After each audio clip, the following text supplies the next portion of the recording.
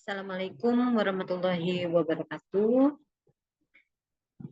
Pada kesempatan kali ini kita akan membahas di materi ke-7 yaitu mengenai perhitungan biaya dan manfaat investasi.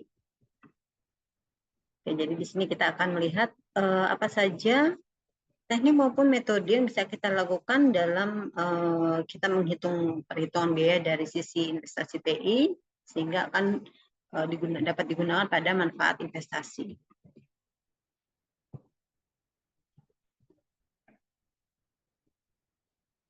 Jadi sini jika kita lihat tentu untuk memanage satu sistem ya dalam manajemen investasi TI ini tentu terkait dengan beberapa biaya. Ini hubungannya dengan pengembangan sistem informasi. Di mana dalam biaya yang berhubungan dengan pengembangan sistem informasi ini dapat diklasifikasikan dalam 4 kategori utama. Jadi yang pertama adalah procurement cost. Jadi procurement cost ini adalah biaya pengadaan. Lalu yang kedua ada startup cost, ini biaya persiapan suatu pengoperasian di awal kita beroperasi, ini biaya persiapan operasi disebut startup cost. Lalu yang ketiga adalah project related cost atau biaya project, dan keempat adalah ongoing cost dan juga maintenance. Ini termasuk biaya operasi dan juga biaya maintenance. Untuk yang pertama kita akan melihat terlebih dahulu mengenai procurement cost. Procurement cost ini adalah biaya pengadaan. Jadi seluruh kegiatan pengeluaran dana yang digunakan untuk pengadaan satu barang dan jasa, yaitu dalam hal ini adalah IT equipment dan juga jasa service IT, disebut di procurement cost. Dalam satu departemen di organisasi perusahaan ini disebut juga di unit, ada dalam satu departemen atau unit procurement. Jadi procurement itu bisa masuk ke dalam finance department maupun operations department. Nah, apa saja yang bisa kita lihat dari biaya procurement? Jadi biaya pengadaan atau procurement cost ini adalah semua biaya yang terjadi sehubungan dengan kita memperoleh satu equipment hardware atau perangkat keras. Nah, termasuk biaya pengadaan ini termasuk biaya untuk kita mengadakan IT equipment, ini hitungannya termasuk biaya konsultasi. Dan juga yang kedua adalah biaya pembelian, jadi bagaimana kita membeli perangkat tersebut. Apakah kita mau beli atau mau sewa? Sewa di sini dengan menggunakan sistem leasing tentunya, perangkat keras dengan biaya leasing perangkat keras sesuai dengan kesepakatan yang sudah kita pahami dan kita sepakati juga, kita setujui dengan pihak ketiga. Dalam hal ini bisa vendor atau supplier. Lalu biaya procurement juga termasuk dalam biaya instalasi hardware. Dan yang keempat, ini termasuk biaya ruangan, lalu perangkat keras, termasuk perbaikan ruangan dan pemasangan AC. Dan yang kelima adalah biaya modal pengadaan perangkat keras, dan juga yang keenam biaya yang berhubungan dengan manajemen dan staf untuk pengadaan perangkat keras tersebut, pengadaan hardware tersebut. Nah, pada biaya pengadaan atau procurement cost ini, nah ini biasanya merupakan biaya yang harus dikeluarkan di tahun pertama. Ini biasanya perlu sekali untuk kita keluarkan dana ini untuk cost procurement atau disebut juga dengan initial cost. Di mana kita bisa keluarkan biaya ini sebelum mengimplementasikan satu sistem. Ya, sebelum sistem ini bisa dioperasikan. Ya, kecuali dalam pengadaan perangkat keras dengan cara leasing ya. Kalau dengan cara leasing sesuai dengan kesepakatan, ini biasanya mengeluarkan dana leasing. Nah, berikutnya untuk biaya yang kedua terkait dengan manfaat investasi TI, itu ada yang disebut dengan startup cost atau biaya persiapan pengoperasian. Jadi startup cost ini kaitannya adalah semua biaya untuk kita membuat sistem ini siap sebelum dioperasikan. Jadi termasuk biaya awal, ini termasuk bagaimana kita mempersiapkan pembelian perangkat lunak sistem. Lalu yang kedua, biaya instalasi termasuk peralatan komunikasi seperti perlunya sambungan telepon. Lalu yang ketiga adalah persiapan personil, biaya persiapan personil.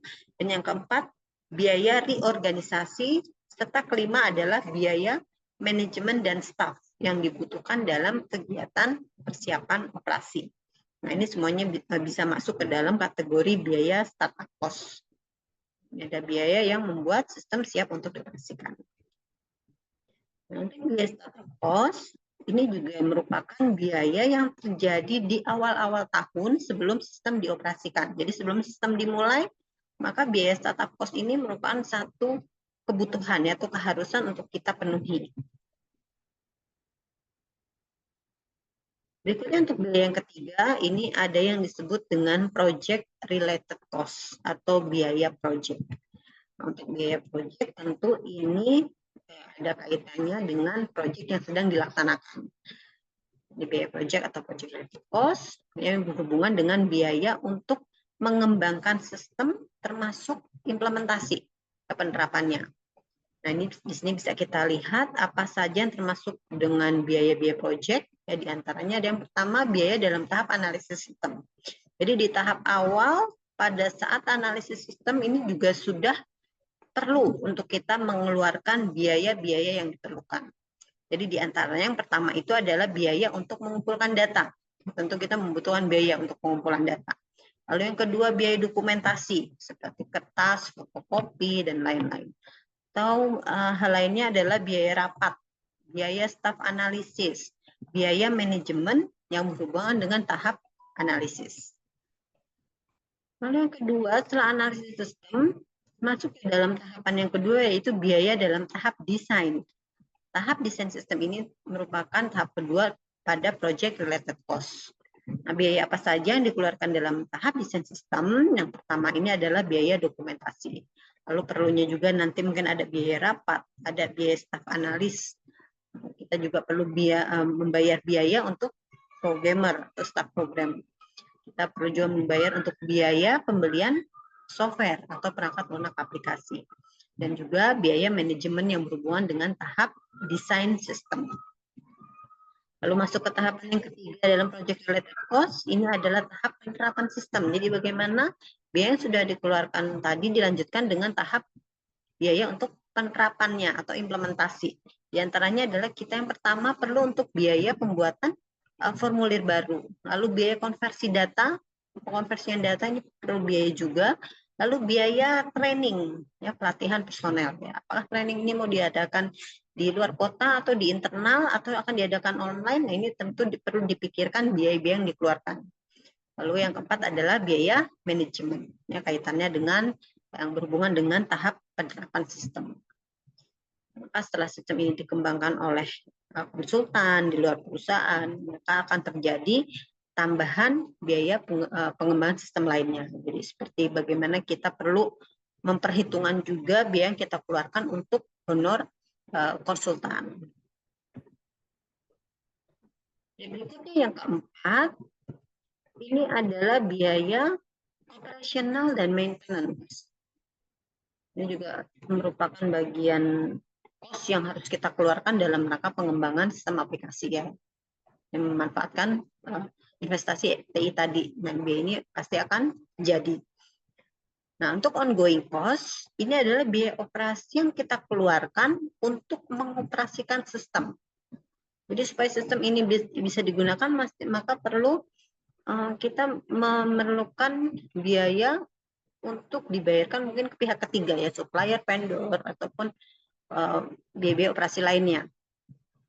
Sama halnya dengan maintenance cost. Jadi setelah sistem implementasi diperlukan biaya operasi, lalu berikutnya digunakan untuk perlunya maintenance. Ini adalah biaya yang dikeluarkan untuk kita merawat sistem dalam masa operasinya. Artinya apa? Selama sistem tersebut digunakan, pasti akan terjadi biaya maintenance. Ya, kecuali memang sistem itu sudah di-close. Ya, sudah tidak digunakan lagi, sudah ditutup, maka tidak perlu kita lakukan maintenance.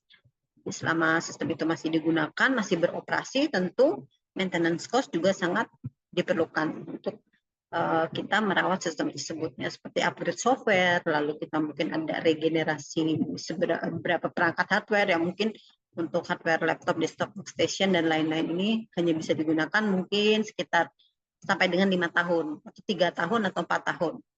Lalu setelah 4 tahun, regenerasi untuk mengupgrade hardware-nya. Nah, sama halnya juga dengan software atau sistem aplikasi. Ya, dan perlunya biaya untuk upgrade sistem atau upgrade version dan seterusnya. Oke, demikian berbagai macam biaya atau cost operasional yang bisa kita lihat dan kita pahami dalam memanfaatkan investasi teknologi informasi, di mana biaya-biaya tersebut juga perlu kita pertimbangkan dan kita keluarkan selama adanya proses operasi sistem dan pengembangan sistem. Terima kasih.